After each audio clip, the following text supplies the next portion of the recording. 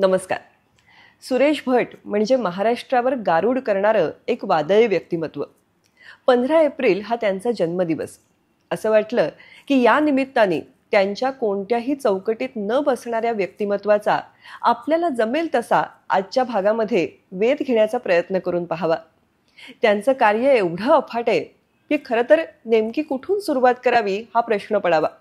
काय काय सांगावं हाही प्रश्न आहे. पण असं वाटलं की त्यांच्या शब्दांनीच सुरुवात करूया. आपल्या रूपगंधा या कविता संग्रहाच्या सुरुवातीला ते म्हणतात, कोणताही कवी हा कवी म्हणून आकाशातून एकदम खाली टपकत नसतो. त्याचं आयुष्यच त्याला कवी बनवत असतं. तसा विचार केला तर प्रत्येक संवेदनक्षम जिवंत माणूस हा कवीच असतो. केवळ शब्दांच्या कम्प्युटरला कवी मानू नये. हीच भावना त्यांच्या कवितेतून उमटलेलीही दिसते. त्यांच्या अर्पण या कवितेमध्ये ते म्हणतात, साधी सुधी ही माणसे माझ्या कवित्वाची धनी.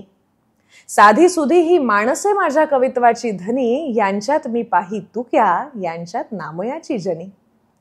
यांचीच स्वप्ने भाबडी शब्दातून मी वेचतो.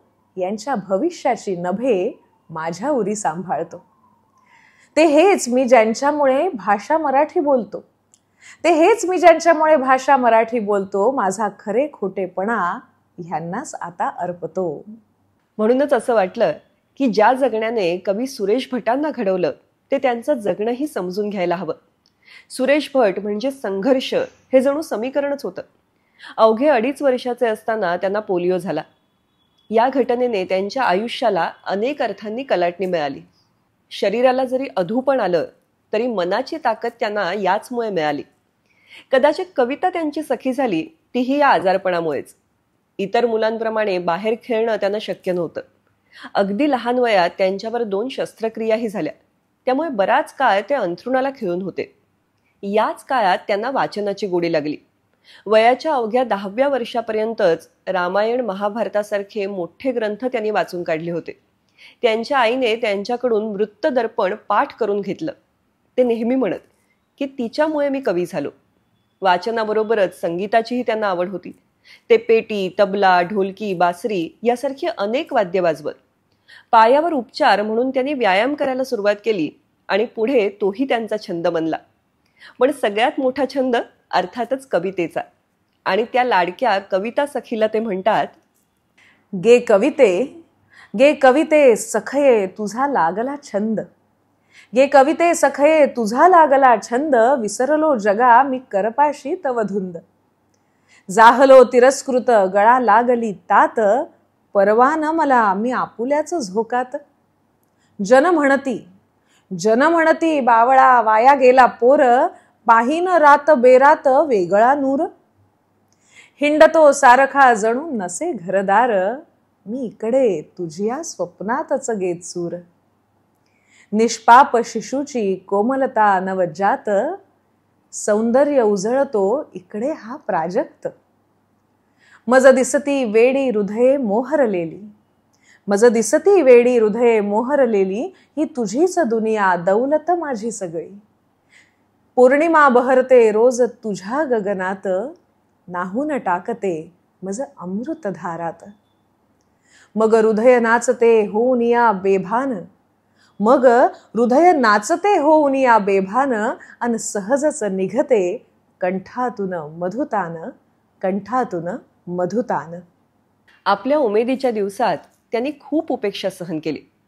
त्याविषयी ते स्वतःच सांगायचे की BA झाल्यावर मी बेकार झालो.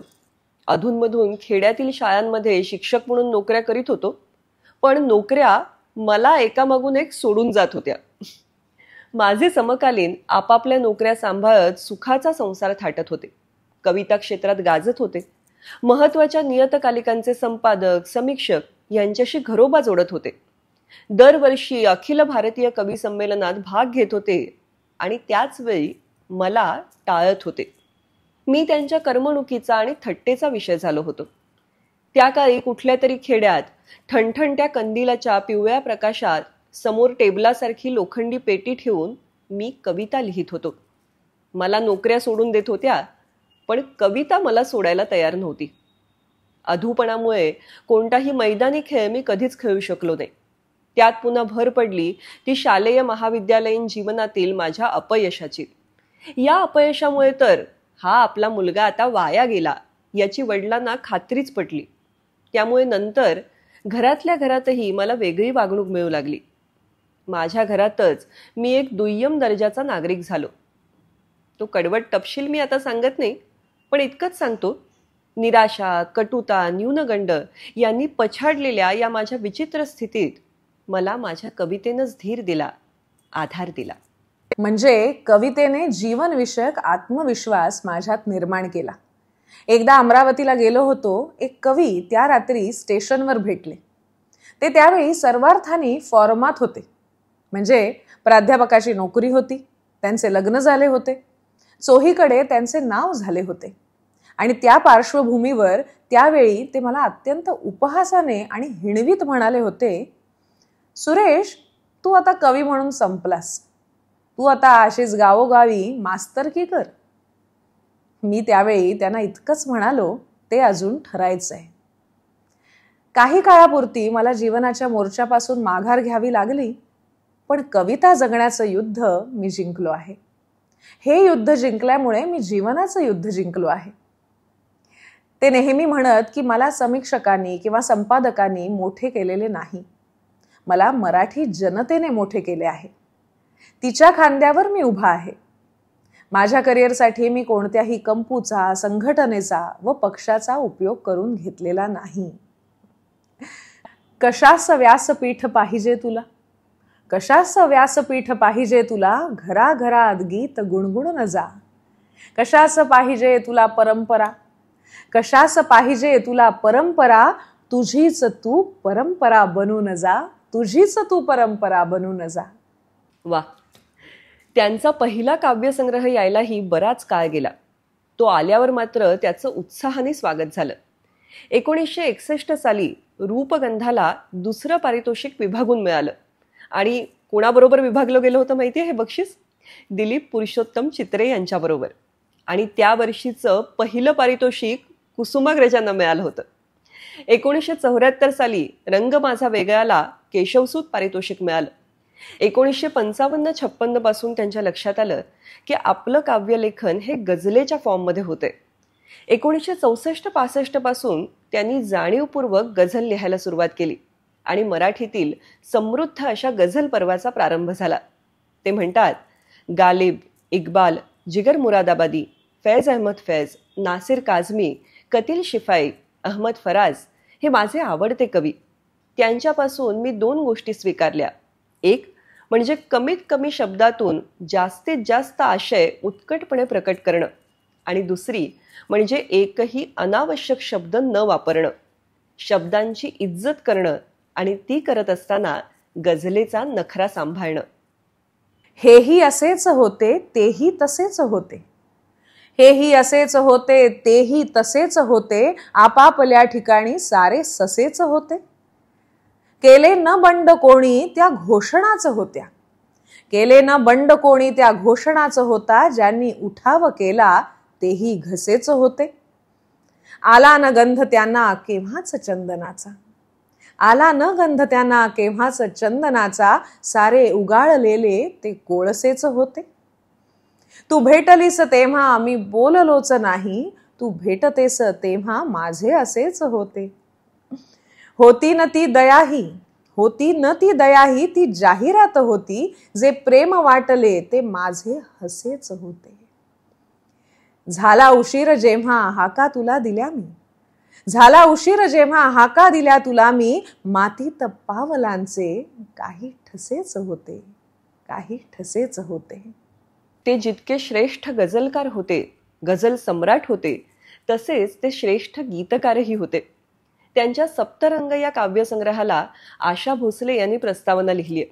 त्या प्रस्तावनेचं शीर्षकच आहे, ही गाणी फक्त माझी आहेत. त्यात त्या लिहितात, केव्हा तरी पहाटे आणि चांदण्यात फिरताना ही गाणी फक्त माझी आहेत. मी त्यांच्या बाबतीत फार पॉझिटिव्ह आहे. ही गाणी मला दिसतात, ती माझ्याबरोबर बोलतात, मला आनंद देतात.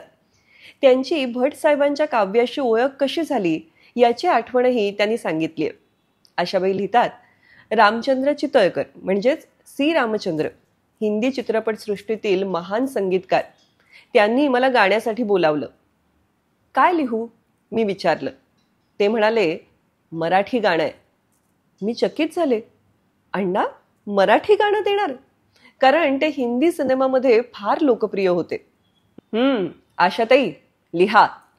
मलमली तारुण्य माझे तू पहाटे पांघरावे. वाह, माझ्या तोंडून नकळत शब्द बाहेर पडले. अण्णा कुणी हो लिहिलं हे गाणं? त्या कवीचं नाव आहे सुरेश भट. मी तोवर त्यांना भेटले होते की नाही हे माझ्या लक्षात नाही, पण ते गाणं माझ्या मनातून जातच नव्हतं. मलमली तारुण्य. सकाळी झोपडी किंवा कौलातून धूर बाहेर यावा आणि त्या धुराच्या पडद्यातून आर पार हिरवे डोंगर, दुधासारखे झरे झरझर खाली येताना दिसावेत, पण पातळ धुक्याच्या पडद्यामधून. मोकळ्या केसात माझ्या तू जीवाला गुंतवावे. वा, गुंता जसा सुटत नाही त्या गुंत्यात जीव गुंतवावा म्हणजे तर हा गुंता कधीच सुटू नये. दिवस पळत होते. एक दिवस बाळासाहेबांनी म्हणजे हृदयनाथने मला गायला गाणी दिली. त्यात चांदण्यात फिरताना माझा धरला हात, सखयारे आवरही सावरही चांदरात, हेही गाणं होतं. सावरही चांदरात. काय छान आहे रे हे काव्य. पुढली. सांग कशी तुझ विनाच पार करू पुनवपूर, तुझ वारा छळवादी अन हे तारे फितूर, श्वास तुझा मालकंस. श्वास तुझा मालकंस. वा, मालकंस हा पंचम वर्जित राग आहे आणि त्याचा भाव पुरुषी आहे. श्वास मालकंस तर स्पर्श पारिजात. पारिजातकाचं फूल इतकं नाजूक असतं की त्याला हात लागताच ते हळूहळू कोमे जायला लागतं. कवीनं किती सुंदर विचार मांडलाय. या आठवणी वाचताना हरखून जायला होतं की प्रतिभावंत मंडळी दाद सुद्धा किती बारकाईने आणि तरलपणे देतात नाही. इथे मालकंसच का निवडला असेल हे आशाबाई समजावून सांगतात. भट संगीतज्ञही होते हेही सहज कळते. आणि याच आशाबाईंना दाद देताना भट साहेब लिहितात, तारुण्य तुझ्या हृदयाचे हे असेच बहरत राहो. तारुण्य तुझ्या हृदयाचे हे असेच बहरत राहो, वार्धक्य तुझ्या जगण्याला हे असेच विसरत राहो. आता ना तुझे कुठल्याही जखमेशी देणे घेणे, आता न तुझे कुठल्याही जखमेशी देणे घेणे, पाऊस तुझ्यावर साऱ्या सौख्याचा बरसत राहो. हा कंठ तुझा अलबेला, हा रंग तुझा मतवाला, तलवार तुझ्या गाण्याची बिजली समत चमकत राहो. तू सरगम सुख दुःखाचा जपलास कसा उमजेना, हा कैफ तुझा माझ्याही धमन्यातून उसळत राहो.